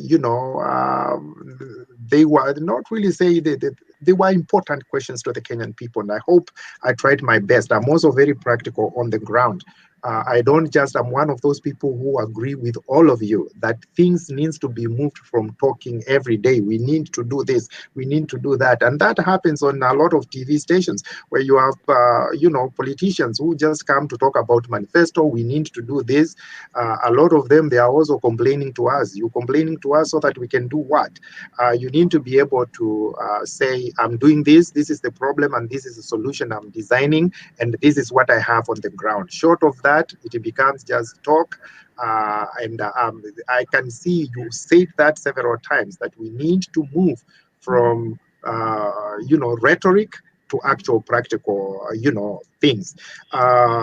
With the people, most of things, and Alphonse had raised one of the questions before I go to my, talking to the young people. He had raised things to do with people who are working. They get social security, NHIF mandatory. But if you look at it, how many people are working? Unemployment in Kenya is over 50%. And those people who are over 50%, they also have good lifestyles that are likely not to put them into health risks, because there are things that drive them to health risks. I'm more concerned about the larger number of the people who do not have access, and they live what we call risky behaviors. they can just jump, be in a situation environment like Mudurwa, where you are just going through the water that is dirty and you go sleep badly and you get sick. So the number that is working in a better situation, that does not necessarily account for really the healthcare situations. He talked about the corruption of the business, but we can go there in terms of the political area. We need leadership so that we can finally clear the corruption end. Corruption is a beast that must be laid to rest. And after you stay in politics for a very long time, I haven't been in a very long time, but I've been part of the community, but I do not have cartels. I do not have, belong to other systems. So those who have been there for a very long time, they get interconnected, and then it becomes very difficult to change the system. So we can talk about that in a political system, which I'm willing to dive into. Hopefully, Alphonse will be there so that we can talk about that. And also talking about the gentleman from Machakos, the voter needs to be trained differently, because even a voter today, what I discovered as a presidential candidate is many people think after they vote, their candidate will know whether they voted or not. But they forget it's a secret ballot. It does not matter where you ate the money from. When you vote your future, and nobody will never know that who you voted for. That is not spoken about in our TV stations. It's not spoken about. It's not advanced. But so people stay not knowing. They think once you vote, you will be known who you voted for, and which is not true. Your ballot is blank. I voted, I know it. And with Jerome from Switzerland mindset, I am with you. We need to do multi-language talking points in changing people's minds on even the practices that promote health, and that's where we are. So my fellow, to talk to the people and to our people. So my fellow Kenyans, my name again is Dr. Jeff Kaluyu. I come to this program knowing very well that our nation, our continent is in need of good ideas, good governance, is in need of good people to continue or to promote good systems that will help our nations. The youth is 75% of this nation, and Africa is the most youthful country or continent. We want youth to realize that, to be a moving part of governance, ask to be a part of systems and stakeholders, because after all, when the older generation leaves, they will be the ones to take over the mantle. I want to ask the current leaders, the older generation, to be humble and accept that there is a generational transition of leadership that must pass on. All nations in the world, all other generations, they had to give over. You don't have to rule till you are old. You need to be able to recognize after your generation passes, other generations come. They come with their needs, their visions, their destinies. They might be different. We must give them their chance. We had their chance, or the older generation had their chance. And if they didn't fix it the way they wanted it, they will be overlapping the needs of other generations in trying to solve problems with skills of other generations. It's not a bad thing. Mandela did it, Nyerere did it, and many other people in Africa. Yes, we have good people, and I congratulate the healthcare, the CS Health of Health, Kagwe, for the work he's working hard. Sometimes nobody knows everything, and we make mistakes as leaders, but sometimes we need people also to manage the leaders as well. Thank the President, President Kenyatta, for giving the resources and pushing the people, and also, being keeping people in a peaceful mode, because when he often comes and talks to the people and is committed, you can tell to do what is supposed to do what we can to control the COVID-19. I want the scientists and research scientists to come up and, claim their part. So we're looking forward to working and, moving forward with helping our nation, making it the beacon of hope, the shining city on the hill, and a gateway to Africa. And we should stop voting for politicians. We need now to vote for leaders. When time comes, you will look at our records, and if I fit the bill, may it be the presidential candidate or what you tell me, I am always ready for duty. I'm ready to work for you, and together we will change Kenya. When we change Kenya, we change Africa. We change Africa, we change the world. Thank you very much. That is a way to, I'm sorry about unmute. So, Honorable Dr. Jeff Kaluyu, we really appreciate for your time. Thank you for shedding light. I really think you did it well. You did well. Thank you. You did well. And also, the young people are agreeing with you, so it was really nice. And also, there's others who are calling for more sessions with you, so I'll be reaching out to you. Sure. Next time we can have more of this. Yeah, sure. Great. Thank you. Thank you very much, Daktari. So good night, everyone. I want us to end it there. So, all right.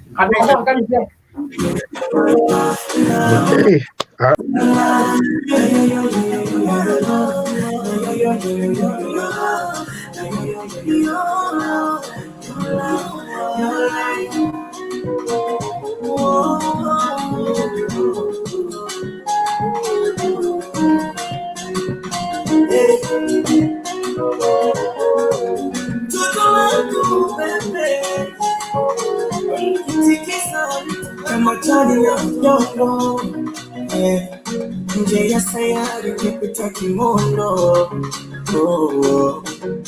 na machungu ya kipongo, na usiyapetani ya kutibu wenyongo,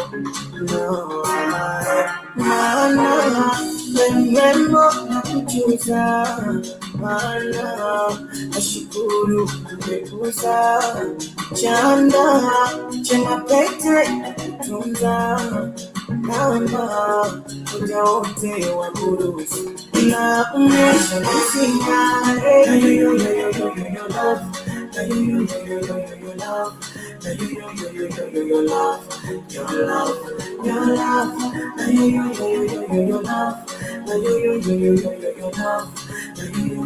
your love, your love, your love.